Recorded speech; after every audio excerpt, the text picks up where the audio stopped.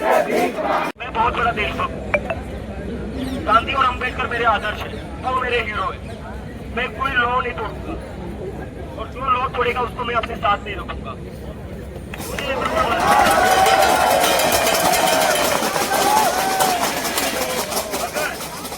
अगर इन बच्चों ने सुसाइड नहीं की होती तो मुझे अमेरिका से यहाँ आना नहीं पड़ता। अगर धर्मेंद्र प्रधान रिजाइन कर देते तो हमें आज हम सबको यहाँ इकट्ठा होने की जरूरत नहीं पड़ती। तो सारे लॉ एंड ऑर्डर देश के दबे कुचले लोगों के लिए है क्या? जो लोग पावर में बैठे उनके लिए क्या है?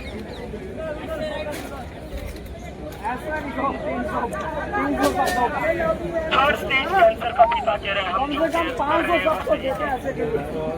क्यों? क्योंकि उनके बेटे ने नीट की एग्जाम दी है। बहुत सारे पुलिस वाले नीट की एग्जाम दे चुके हैं, वो भी सेम पेन फील करते हैं। आज उनको मैं इससे बोल नहीं पा रहे, लेकिन जब उससे पत्नी मिलते हैं ना, मुझे बोलते हैं सर हम खुलकर नहीं बोल सकते, लेकिन आप सही कर रहे हो, हम आपके साथ अंदर से बस बाहर से बोल रहे हैं।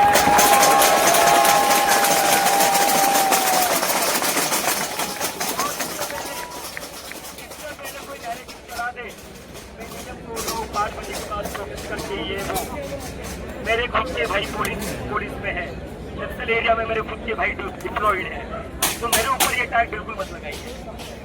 अभी कह रहा हूँ I am law abiding citizen और मैं कोई नियम कानून तोड़ूंगा नहीं, लेकिन मेरी रिक्वेस्ट है, हम ये खुद के लिए नहीं कर रहे, हम ये किसी पार्टी के अगेंस्ट नहीं कर रहे।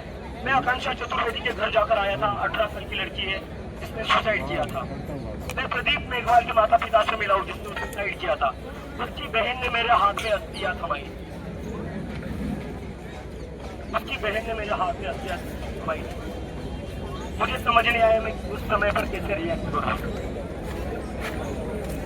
अगर मुझ जैसे बंदे में जिसके पास कोई पावर नहीं है, जिसके पास कोई मिनिस्ट्री नहीं है, अगर उसका दिल रोता है ये कहानियां सुनकर, इनका एक्सपीरियंस देख रहे फैमिलीज का, तो हमारे पॉलिटिशियंस क्यों भाई झंडा नीचे कर ले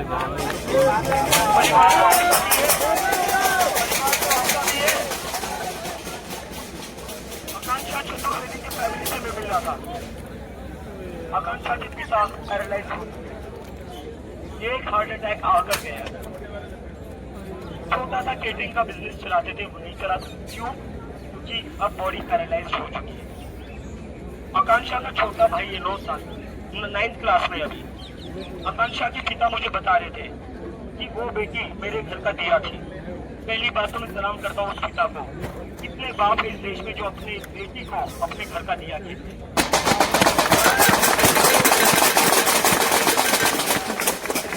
आकांक्षा के पिता ने कहा मेरी बेटी मेरा घर का दिया देकर वो डॉक्टर बन जाती तो वो घर चलाती, अपने छोटे भाई को पढ़ाती।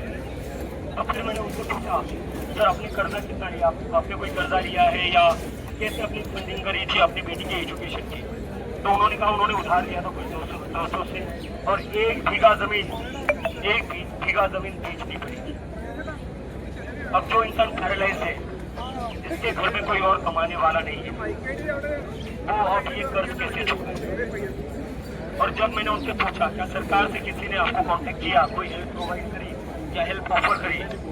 उन्होंने कहा ना एमएलए का कॉल आया है, ना किसी मिनिस्टर का कॉल आया।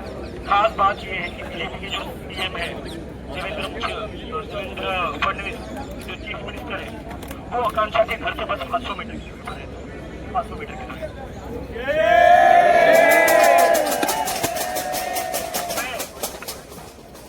मैं इतने दूर से आकर आकांक्षा के घर से चला गया, लेकिन देवेंद्र फडणवीस सर जो सीएम है वो 500 मीटर दूर से आ क्या हो जाता आप चले जाते? तो मैं पूछना चाहता हूँ सारे मंत्रियों से, क्या हो जाएगा अगर आप जो फैमिली से जिनके बच्चों ने सुसाइड किया उनसे मिलने चले जाओगे? तो अरे जाइए, माफी मांगिए, पैरों में पड़िए, मैंने भी कराया, मेरी तो कोई गलती नहीं थी, मैं तो सरकार में नहीं हूँ, मैं तो पेपर का जो है वो मैं नहीं कर रहा था, फिर भी मैंने बोला I am very sorry for your loss. इतना सा कहने में आपको क्या शर्म आ रही? बस इतना सा सुनना उन फैमिलीज को that the system is sorry, that the politicians are sorry। क्यों शर्म आ रही है आप लोगों को माफी मांगने में उन परिवारों से जिनके बच्चों ने आत्महत्या की है? तो उसके बाद मैंने पूछा आकांक्षा के फादर से कि आप घर कैसे चलेगा। उन्होंने कहा मुझे नहीं पता, मेरा घर कैसे चलेगा, आपसे कुछ सहायता हो सकती है तो आप बता दीजिए।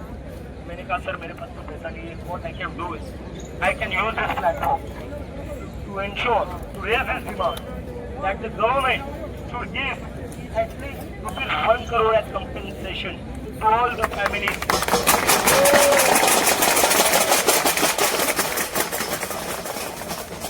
तो मेरी पुलिस से रिक्वेस्ट है, एटलीस्ट अभी जो अंकल आए थे उनकी स्टोरी सुनने के बाद, आकांक्षा और प्रदीप की स्टोरी में इसलिए नहीं सुना रहा हूँ क्योंकि मुझे खुद के बारे में अच्छा बोलना है, मैं इसलिए सुना रहा हूँ आप लोगों को ताकि आप लोगों को भी पता चले ये फैमिली किस ट्रेजेडी से गुजर रही है।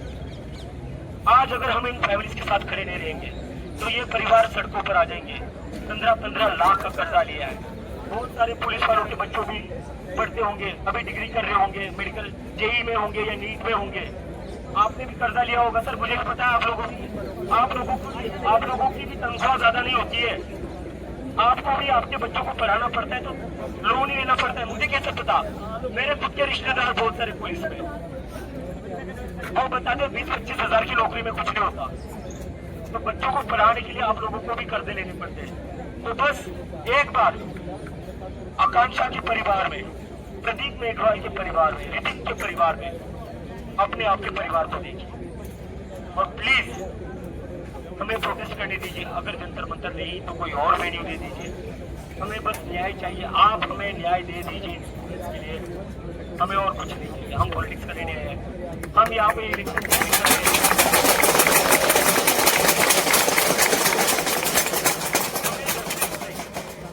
हमें जस्टिस चाहिए, हमें अकाउंटेबिलिटी चाहिए। अगर इस देश में जस्टिस नहीं बचेगा कैसे चलेगा ये देश? बस इलेक्शन पर इलेक्शन, इलेक्शन पर इलेक्शन, इलेक्शन पर इलेक्शन, बस अकाउंटेबिलिटी की बात होगी ना जस्टिस की बात होगी। क्या करें, बस इलेक्शन में वोट करके आओ, पार्टी क्या आओ, बस यही वजह है इस देश में। अब तो पुलिस के अभी जो भी हायर अथॉरिटीज है, I once again request you, please try to understand the gravity of the situation. Please, the politicians have turn very insensitive, they have become really insensitive, but the police, मुझे पता है police politicians जितने पैसे वाले नहीं होते, उतने powerful नहीं होते। आप भी जब आम फैमिली से आते हो, वैसी आम फैमिली जिनके फैमिली से बच्चों ने सुसाइड, आप तो मतलब इस प्रॉब्लम को समझिए और बस एक बार जैसे आप अपने बच्चों के लिए सोचते हो, जैसे आप अपने बच्चों के लिए समझते हो, आकांक्षा, प्रदीप, ऋतिक, इन बच्चों के लिए भी ऐसे ही सोचिए प्लीज। मेरी हाथ जोड़ के रिक्वेस्ट है, मैं और कुछ नहीं चाहता, मैं और कुछ नहीं चाहता।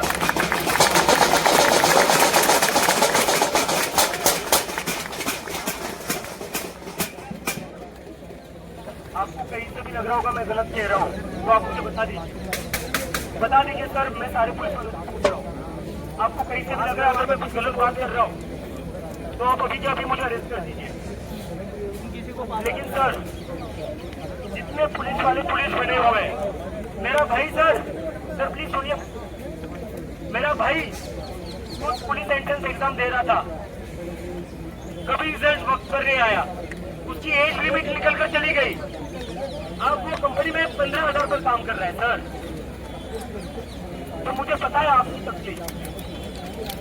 मेरे खुद के कदम, मैं खुद भले अमेरिका पढ़ा हूँ लेकिन मैं दलित परिवार से आता हूँ, इसलिए मेरे जो इमीडिएट रिलेटिव्स हैं वो अभी भी कंपनी में एज ए लेबरर काम करते हैं। मेरे सारे कदम पुलिस एंट्रेंस एग्जाम के लिए अप्लाई कर रहे थे, मेरे सारे कजन पुलिस एंट्रेंस एग्जाम के लिए अप्लाई कर रहे थे, because that is the only way for them to get on forward. मेरे डैड तो इंजीनियर बन गए थे, इसलिए I was fortunate enough, but मेरी कजन में किसी को भी अपॉर्चुनिटी नहीं मिली। तो वो तो यही चाहते थे कि पुलिस में भर्ती हो जाए, देश की सेवा कर लेंगे और अच्छी खासी तनख्वाह भी मिलेगी। एग्जाम देते रहे, पेपर लीक होता गया महाराष्ट्र में।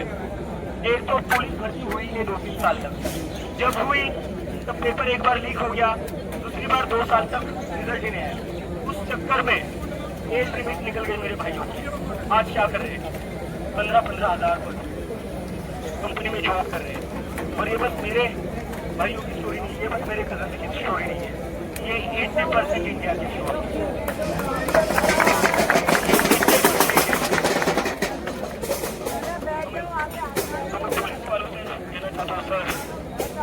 We are ready to cooperate. We are here for the nation.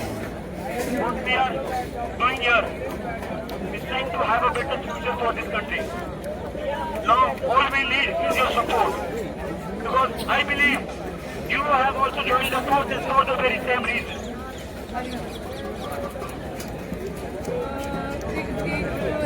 Abhijit भाई आगे बढ़ो,